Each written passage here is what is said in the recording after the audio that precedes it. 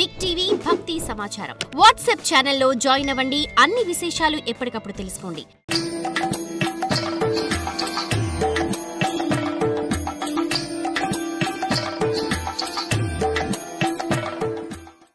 గ్లావుడు అనే మహర్షి యొక్క భార్య పేరు మిత్ర. ఒకసారి మిత్ర గ్లావ దంపతులు దల్బుడి ఆశ్రమానికి వచ్చి ఆ దాల్బుడిని చూసి అతడి తేజస్సుకు ముగ్ధులై ఈ పిల్లవాడిని మేము పెంచుకుంటాం, మాకిచ్చేయండి అని అడిగాడు. దల్బె మహర్షి సరే పెంచుకోండి అని పిల్లవాడిని ఇచ్చేశాడు. దాల్బుడు గ్లావుడి వద్ద పెరిగాడు. ఇలా కన్న తండ్రి పెంపుడు తండ్రి ఇద్దరి వద్ద కూడా పెరగటం వల్ల దాల్బుడికి ద్యాముష్యాయణ అనే పేరు వచ్చింది. ద్యాముష్యాయన. మిత్ర గ్లావ దంపతుల దగ్గర పెరగటం వల్ల దాల్బుడిని గ్లావ మిత్రేయుడు అన్నారు, గ్లావ మైత్రేయుడు అన్నారు. ఆయన యొక్క ఉపాసనా మార్గాన్ని స్వయంగా చాంద్యోగ్యం అనే ఉపనిషత్తు వర్ణించింది. దీన్ని బట్టి ఆయన ఎంత గొప్పవాడో, ఆయన చేసిన ఉపాసన ఎంతటిదో మనకు అర్థమవుతుంది. ఉపనిషత్తు ప్రకారం బకదాల్బుడు బాల్యంలోనే ముఖ్య ప్రాణాన్ని ఉపాసన చేసి నైమిషారణ్యంలోని ఋషుల యజ్ఞంలో ఉద్గాతగా నిలిచాడు. స్వయంగా దాల్బుడే ఉద్గాత అవ్వటం వల్ల ఆ ఋషుల యజ్ఞం ఏ ఆటంకాలు లేకుండా సాంగంగా పూర్తి అయ్యాయి. వారి కామనలన్నీ తీరాయి. యత్కృపాలేశ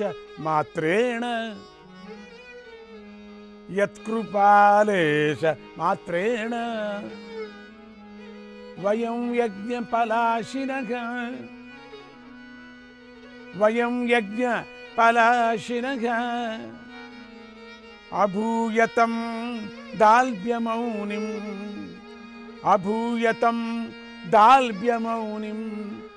నమామ శ్రద్ధయా సదా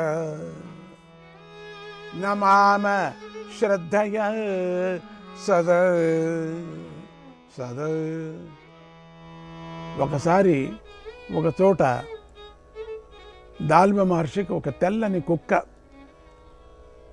కొన్ని చిన్న కుక్కలు కనిపించాయి. అవి ఒకదాని తోకను ఒకటి కరిచి పట్టుకొని గుండ్రంగా తిరుగుతూ ఉన్నాయి. ఆ దాల్బుడు ఆ వింతను చూస్తూ ఉండిపోయాడు. ఆ కుక్కలు కాసేపు అలా తిరిగి అన్నీ కలిసి ఒక చోట కూర్చొని తేహా అని వినిపించేలా మొరిగాయి. తేహా అని. ఆ దృశ్యాన్ని చూసిన దాల్భ్య మహర్షికి బహిష్ పవమాన మంత్రాలను చదువుతూ తిరిగే ఋత్వీకులు గుర్తుకొచ్చారు. పవమాన మంత్రాలు తిరిగేటువంటి ఋత్వీకులు గుర్తుకొచ్చారు. అప్పుడు ఆయన యజ్ఞంలో ఆ ఋత్వీకులు చేయవలసిన విధులను లోకానికి తెలిపాడు. ఈ పనిలో దాల్బుడికి చాలా కీర్తి వచ్చింది. ఇలా వైదిక కర్మకు ఉపయోగించే ఎన్నో విషయాలను తెలిపి ఆయన తీవ్రమైన తపస్సుకు ఉపక్రమించాడు. మహావిష్ణువుకై తపస్సు చేశాడు.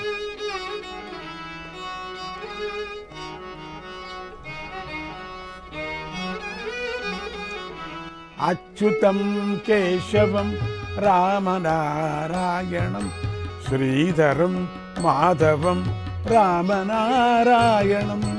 అచ్యుతం కేశవం రామనారాయణం శ్రీధరం మాధవం రామనారాయణం.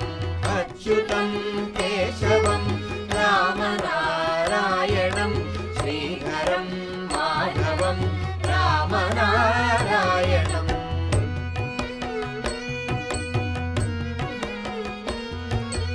కేశవం మాధవం రామనారాయణం. కేశవం మాధవం రామనారాయణం. రామనారాయణం రామనారాయణం రామనారాయణం రామనారాయణం. అచ్యుతం కేశవం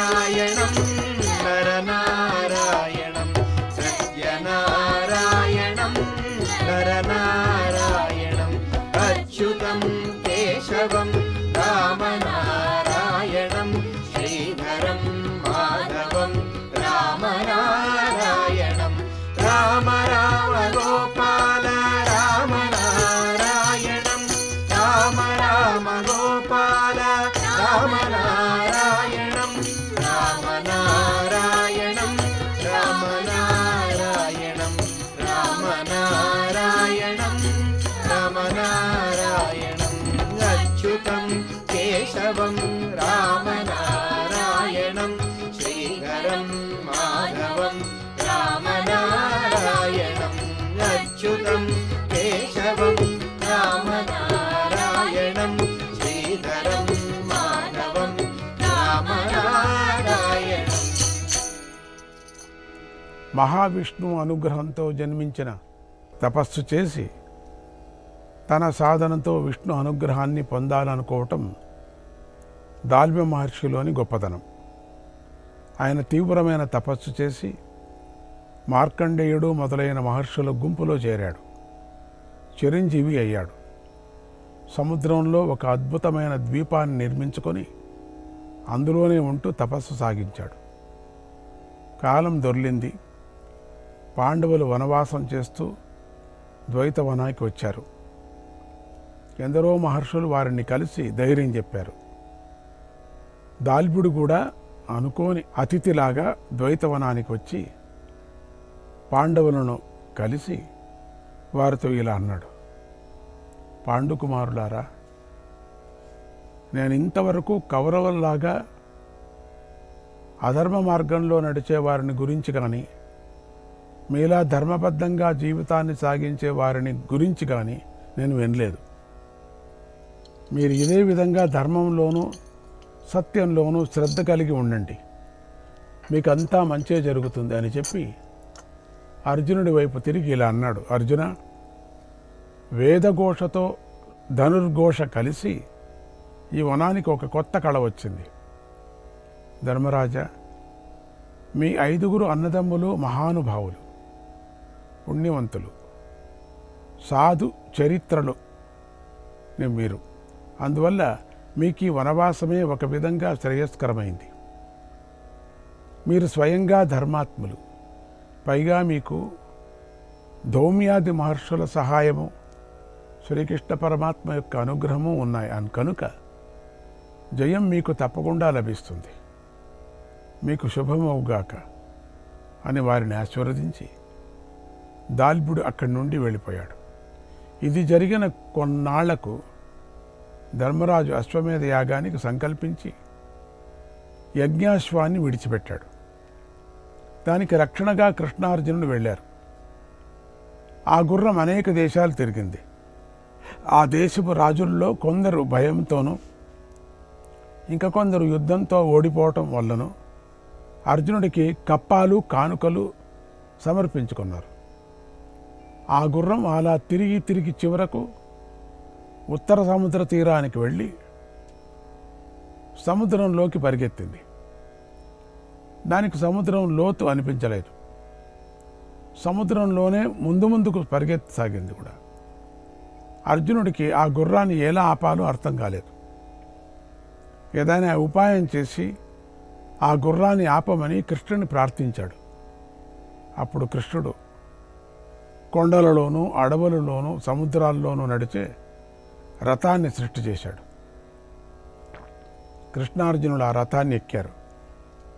వారితో పాటు ప్రద్యుమ్న, మయూరధ్వజ, హంసధ్వజ, బభ్రువాహన అనేవారు కూడా ఉన్నారు. ఆ రథాన్ని కృష్ణుడు సముద్రంలోకి పరిగెత్తించారు. యాగాశ్వం కోసం సముద్రమంతా వెతికారు. అది ఎక్కడా కనిపించలేదు.